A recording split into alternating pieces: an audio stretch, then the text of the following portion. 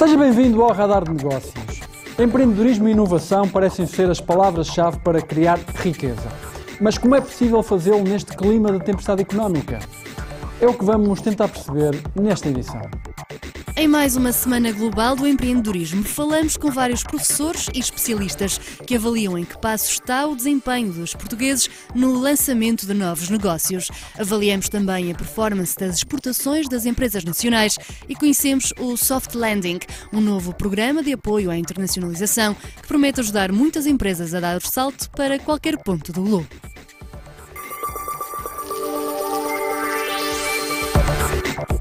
Não saia do seu lugar porque vamos dar-lhe as dicas para lançar o seu negócio, mas antes disso, é tempo para atualizar o post do Facebook da semana.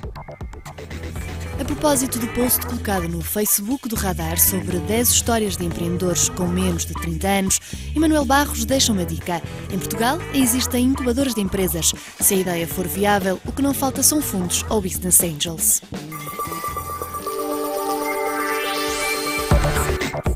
Nunca a necessidade de criar riqueza foi tão premente para solucionar os problemas da nossa economia.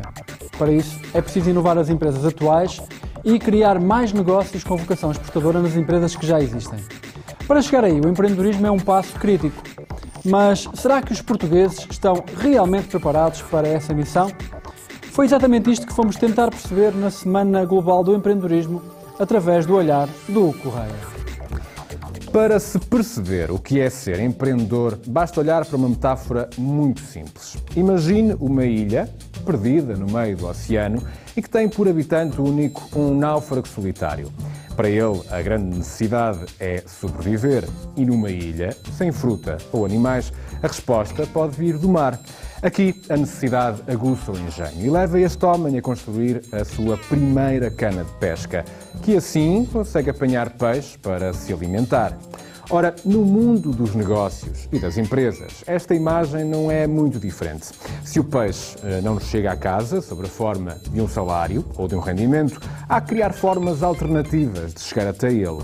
Criar o próprio emprego, encontrar a tal ideia de negócio inovadora, que pode ser uma simples cana capaz de pescar bons produtos que marquem a diferença no momento de chegar ao mercado e vendê-la a um consumidor.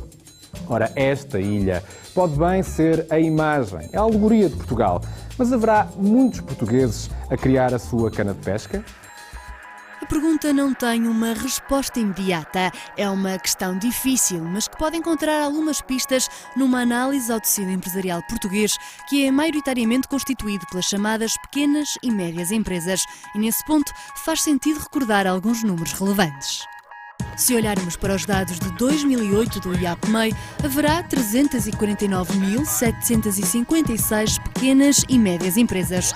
Têm volumes de negócio na ordem dos 201,7 mil milhões de euros, representam 99,7% do tecido empresarial, geram 72,5% do emprego e realizam 57% do volume de negócios do país.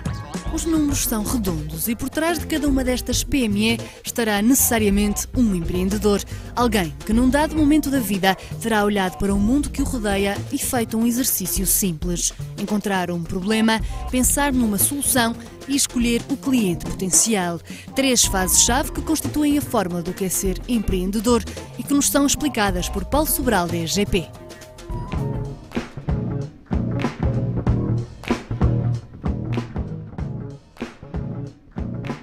Numa primeira, o perceber o que é que se está a passar com aquele problema, ou aquela tecnologia, ou aquela solução. É uma fase mais criativa, mas o que está em causa é perceber para quem é que aquilo interessa. Não é? Se a gente tem uma tecnologia, o que é que aquilo pode fazer pelas pessoas? Se trata de um problema, quais são as soluções que se pode ter? Não é? E há muito tempo que se fala nisso, portanto, no final isto vai dar lugar a uma coisa que se chama a proposta de valor, que é tentar perceber qual é o problema que estamos a resolver e quais são as soluções. Só que isso não dá ainda lugar a um negócio, não é? Porque este problema pode ter múltiplas audiências e, portanto, numa primeira parte a gente trata o problema e solução, numa segunda parte a gente tenta perceber que audiências é que estão presentes, ou conjunto de interesse é que estão presentes num determinado problema. Este passo 2 consiste, na sua essência, em encontrar um cliente. Alguém interessado nisto e que esteja disposto a pagar dinheiro pelo benefício que retira. Quando passamos ao passo 3, consiste em encontrado esse alguém, como é que a gente faz isto acontecer, como é que vendemos, como é que promovemos, como é que produzimos. Este é um exercício que Catarina Roseira coloca à prova na cadeira de empreendedorismo que leciona na Faculdade de Economia da Universidade do Porto. Embora seja uma disciplina opcional, é um espaço profícuo para detectar potenciais jovens empreendedores que todos os semestres têm nesta disciplina uma experiência laboratorial do que é viver todas as etapas da criação de um negócio.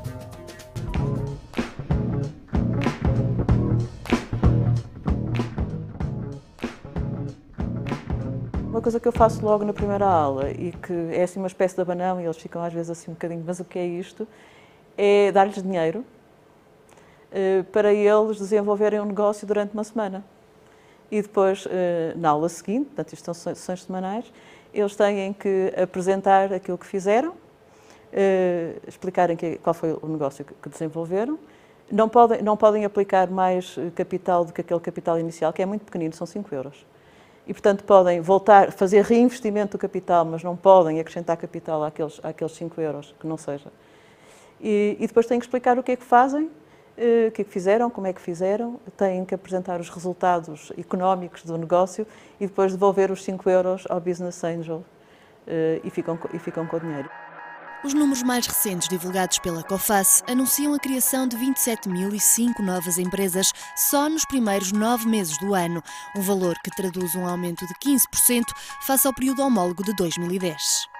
São valores apreciáveis numa economia em crise e que poderão confirmar que, apesar do ambiente adverso da economia, a necessidade pode mesmo estar a potenciar o engenho criador de autoemprego para muitos empreendedores.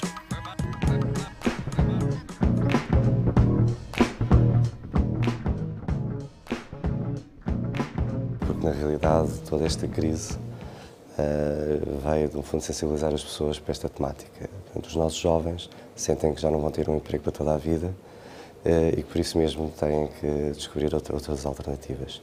E essa alternativa passa por montar o seu próprio negócio. Portanto, é algo, enfim, que de partidos próprios. Penso que, no caso de Portugal, é algo que para já é forçado, mas, por outro lado, também, a nível do empreendedorismo tecnológico, portanto, as nossas universidades, os nossos cientistas estão a desenvolver um trabalho de excelência, portanto, que nos permite também montar os seus negócios, montar as suas empresas. Então, há um longo caminho ainda a percorrer, mas, de facto, ultimamente, muito se tem feito.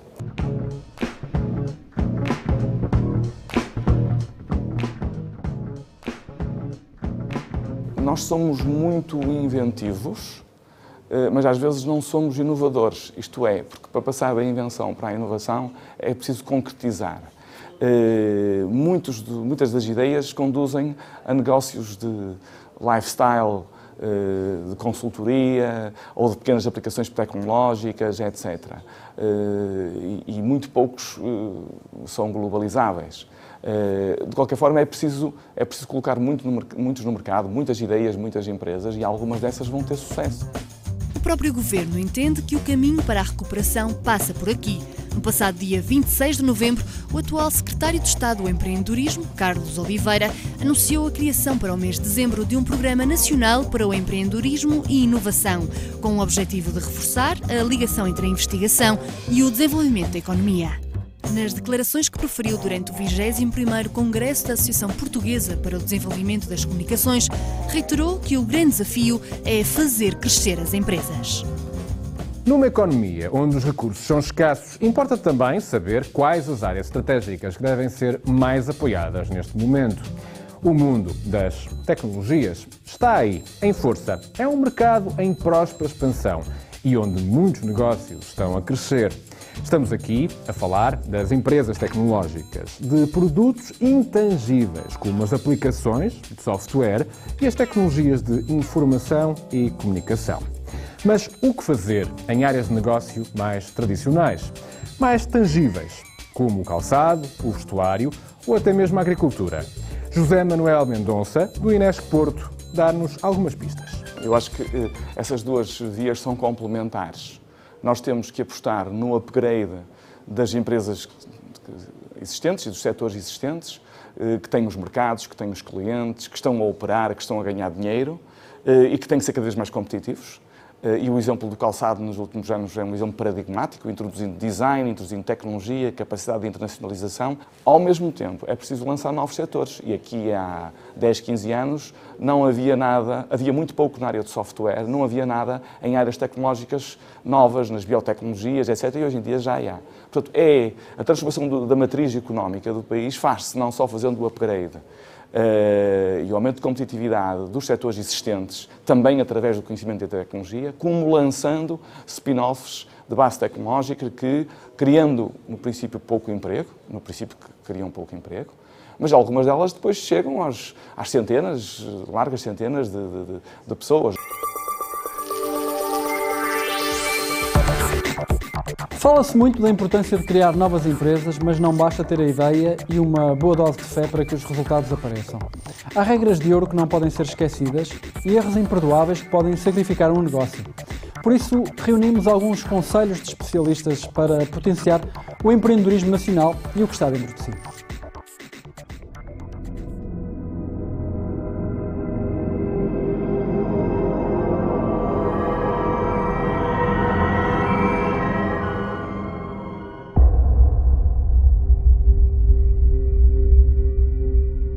Ser empreendedor / empresário hoje em dia é tão duro ou mais do que antigamente e é preciso uma autêntica obcecação pelo projeto, um acreditar, um cair e levantar várias vezes, defrontando uma miríade de problemas e portanto, é preciso, não é empresário quem quer, é também alguém que tem uma capacidade de perseverança, de sofrimento, de acreditar no seu projeto, para conseguir lá chegar.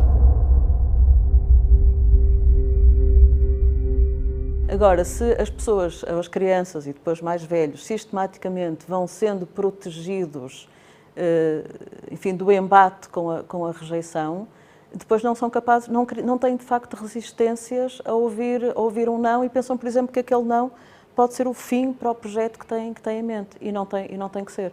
Portanto, eu diria que uma educação para as facilidades é muito indutora da rejeição à rejeição e, portanto, nós sermos capazes de assumir riscos e de sermos resistentes em relação às dificuldades.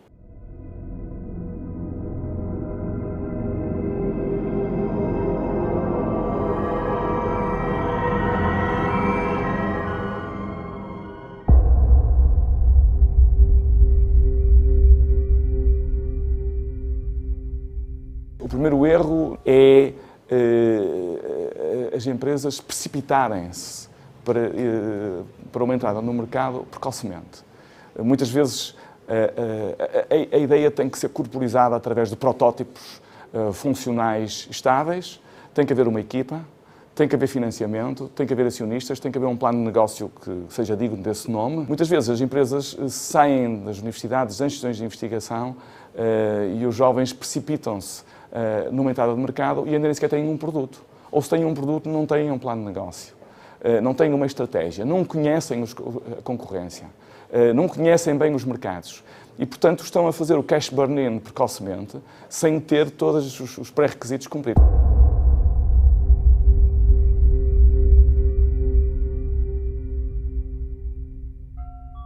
Tem que se ter um bom business plan, seguir e ir ajustando o business plan à medida que o negócio se for desenvolvendo. Por vezes também se quer crescer rápido mais. Nós temos, em Portugal, temos esse problema. Temos logo ter uma empresa com um grande escritório, com várias pessoas a trabalhar, com vários secretários, várias cadeiras. Portanto, temos que ser mais modestos e começar pequenos. Portanto, acho que um dos grandes erros é querer começar grande. Já se sabe que, na metáfora do nosso pescador, os meios para criar o seu empreendimento estavam ali mesmo, à mão para pescar. Mas no mundo dos negócios e das empresas, qualquer empreendedor precisa de meios para concretizar as suas ideias. Aqui, também ele tem de ser uma espécie de pescador. Neste caso, capitais. Mas nos tempos que correm, a meteorologia não é de todo animadora. E o dinheiro é praticamente quase como um cardume fugidio, que não é tão fácil de encontrar. Neste ponto, não desanime, porque o oceano continua cheio de capital. Aqui o segredo parece estar em saber procurar. Talvez deixar a cana de lado e optar por soluções menos previsíveis. E aí, já diz o ditado, que tudo o que vier à rede é peixe.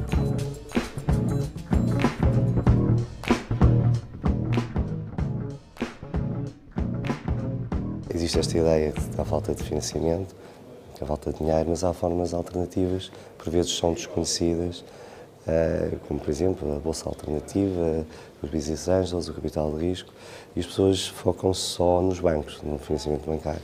O financiamento bancário cada vez vai ser mais escasso, cada vez vai exigir mais garantias, os bancos foram feitos para guardar o dinheiro e remunerá-lo, portanto não podem correr riscos. Portanto, há uma mentalidade que tem também que ser alterada, tem que se recorrer a fontes alternativas de financiamento. O financiamento de per si não tem que ser um problema, porque se o produto for bom, o cliente até é capaz de o pagar adiantado. Se não tiver essa disponibilidade, o capital risco deve funcionar como um bridge entre o desenvolvimento do produto e o momento em que o cliente vai pagar. E se isso for claro, o dinheiro não tem que ser problema.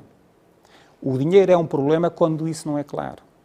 E o que acontece é que muitas vezes o capital risco está a financiar esse gap, pensando que está a financiar, digamos, com uma situação transitória, e de facto essa situação não é transitória. O segredo parece estar em blindar uma ideia num bom modelo de negócio com clientes garantidos, que deem confiança ao investidor para colocar o dinheiro sobre a mesa. Mas nem só com capital de risco se fazem projetos de empreendedorismo.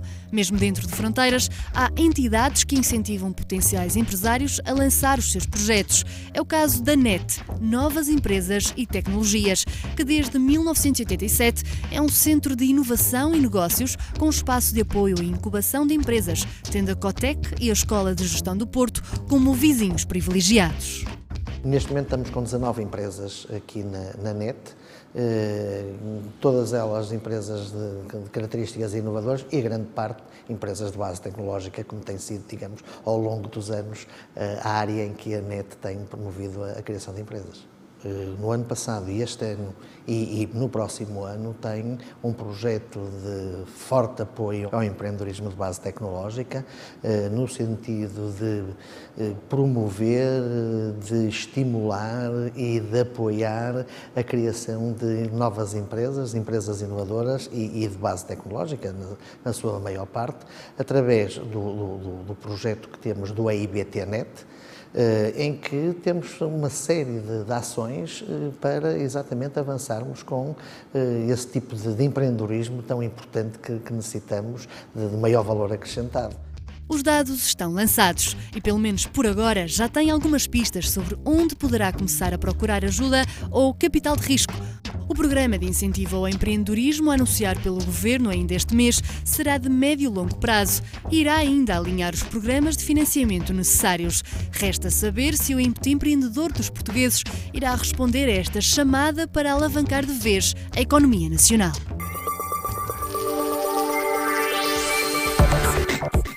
Nas jornadas promovidas pelo NET Porto, fomos conhecer um novo programa que pode vir a ajudar empresários a apostar na internacionalização. Ele chama-se Soft Landing e promete ser um cartão de embarque para uma aterragem suave das nossas empresas exportadoras. Neste capítulo há uma questão preliminar que se impõe. Será que as startups portuguesas têm demonstrado capacidade para antecipar a real dimensão do mercado potencial e pensarem desde logo à escala global? Os dados não são animadores. Mais de 90% das empresas não são exportadoras, nem nunca tiveram sequer uma atividade esporádica de exportação. No curto prazo, para aumentar as exportações, o que eu defendo é que temos de trabalhar com os que já exportam, já têm competência nessa área. Mas, claramente, uma pequena percentagem exporta e essa percentagem é inferior a 10%. O que eu considero também importante é que 49% dessas empresas, de acordo com os dados do INE, fatura menos de €1 milhão. Portanto, estamos a falar de empresas que têm uma microfaturação e, portanto, em termos internacionais, ainda é uma questão de atomização da oferta. E também, por outro lado, isso também se pode aferir até pelo número de trabalhadores. A maior parte também são empresas que têm entre 1 a 10 trabalhadores. Mas, dito isto, isso não é uma fatalidade ou um handicap. Há empresas pequenas que, com boas ideias e com alguns conhecimentos interessantes de certos mercados, podem se ingrar.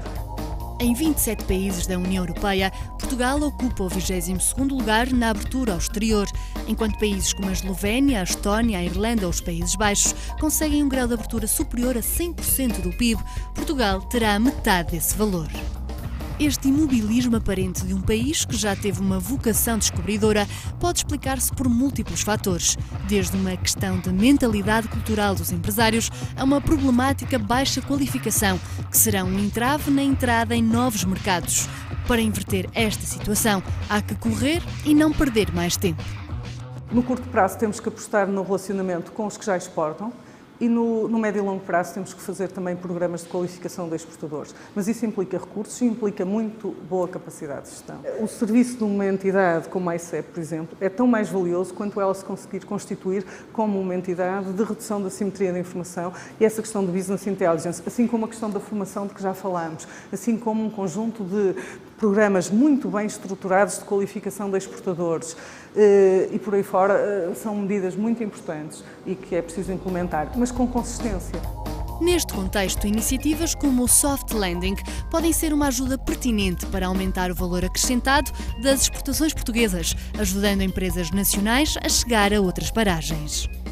Esta aterragem suave nasce no âmbito da EBN, a Rede Europeia de Business Innovation Centers, onde se enquadra a NET Porto e dirige-se a qualquer empresa, mesmo madura, que esteja a ter dificuldades em internacionalizar-se. No fundo, esta iniciativa de caráter privado aproveita a mais-valia de cooperação dentro desta rede já existente de centros de negócio e de inovação, que servem como entrepostos de ajuda em cada destino internacional. Fomos nós que criamos o enquadramento, ou seja, e estamos a fazer promoção a nível internacional, portanto, não só na Europa, mas também noutros países. No entanto, digamos, temos os nossos embaixadores, que são os nossos membros, que são os centros de negócio e de inovação, que existem em todos os 27 Estados-membros europeus, mas também fora da Europa. Portanto, serão esses embaixadores a que as empresas têm que se dirigir, porque são eles que vão apresentar o pedido de internacionalização da empresa na comunidade do Soft Landing e serão eles que vão dar o apoio inicial, ou seja, quer seja de preparação para uma eventual mobilidade da empresa e também depois para, digamos, para facilitar os contactos, porque ao fim e ao cabo é um clube e é isto que nós gostaríamos de mencionar. Em termos gerais, imaginemos uma empresa portuguesa de calçado que pretende exportar para o Brasil. O primeiro passo é contactar o BIC Nacional. Este, por sua vez, faz a ponte com uma organização homóloga do outro lado do Atlântico que se prontifica a prestar todo o apoio necessário para a pretendida aterragem neste mercado, de preferência numa viagem sossegada e com um investimento que se pretende que seja suportado por pequenas e médias empresas. Agora já sabe o essencial para ser empreendedor. É certo que nem todos precisamos de ser pescadores por conta própria, mas num mundo onde o emprego é cada vez mais um recurso escasso, por vezes a resposta a estes dilemas está nas nossas mãos. Basta pensar no que realmente sabe fazer bem e no que de novo pode trazer ao mercado onde se insere, esteja ele onde estiver. Como viu, os capitais para começar a montar a cana de pesca, à partida não faltam, assim como faróis que o podem orientar até lançar a sua rede em mares mais longínquos. Por isso, ganhe coragem, ponha o sonho em marcha e boa sorte, que é como quem diz, boa pescaria.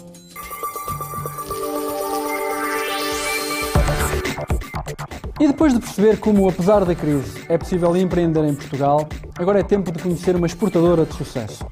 A Amplitude Net nasceu sobre o desígnio das tecnologias de informação. Hoje, com a ajuda dos clientes nacionais, conseguiu expandir o seu negócio e deu salto para o Brasil. Lançou-se ao mercado em 2003, desde logo com uma vocação tecnológica. Desde então, tem-se dedicado a criar e gerir canais de comunicação corporativos por web, mail, televisão e SMS. E este foi o ano de dar o passo internacional, com a abertura da primeira sucursal no Brasil.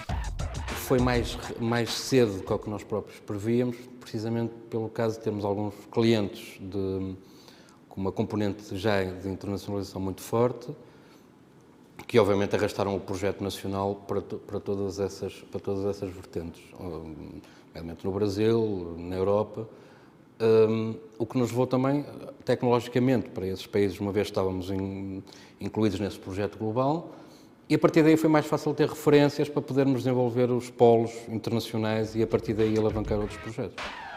O trabalho desenvolvido nesta área rapidamente reuniu o interesse de um conjunto alargado de importantes clientes, nomes como as portuguesas EDP, JP Sacuto, Ecofilmes e o Banco Espírito Santo, ou as multinacionais Remax, Europcar e Homeplace adotaram soluções AmplitudeNet. E o certo é que de clientes evoluíram para parceiros estratégicos no momento de internacionalizar. Nós basicamente o que fizemos foi um processo muito simples. Foi perguntar aos nossos clientes que estavam nos locais internacionais e dizer com quem é que vocês gostam de trabalhar para este tipo de áreas. Então, já têm alguém que gostem de trabalhar e fomos ter diretamente com essas pessoas. Então, sei que vocês já trabalham, têm uma boa relação, se entenderem que devem ter mais este produto no vosso portfólio para dar o suporte e para enriquecer a vossa carteira. Nós deslocámos uma equipa com as valências técnicas, comerciais, de design para as vossas instalações, damos a formação neste conteúdo, com a vantagem deles já trabalharem com o cliente final e então termos o projeto, a prova de conceito real, ser já com o próprio cliente. E depois foi muito mais simples porque o cliente já estava habituado a esse parceiro e pronto. E estamos ainda num processo, obviamente, de transfusão da nossa filosofia e adaptá-la aos postos locais e a esses parceiros locais. Espanha está mesmo aqui ao lado, onde já há soluções AmplitudeNet aplicadas em projetos do Grupo EDP. Pelo menos para já, a estratégia vai continuar a ser esta, crescer, mas sem esquecer a rede de apoio. Se o Brasil já está assegurado, o próximo mercado a ser detectado por esta empresa terá de ser um país onde já existam parceiros que sejam um auxílio precioso numa introdução bem-sucedida no mercado.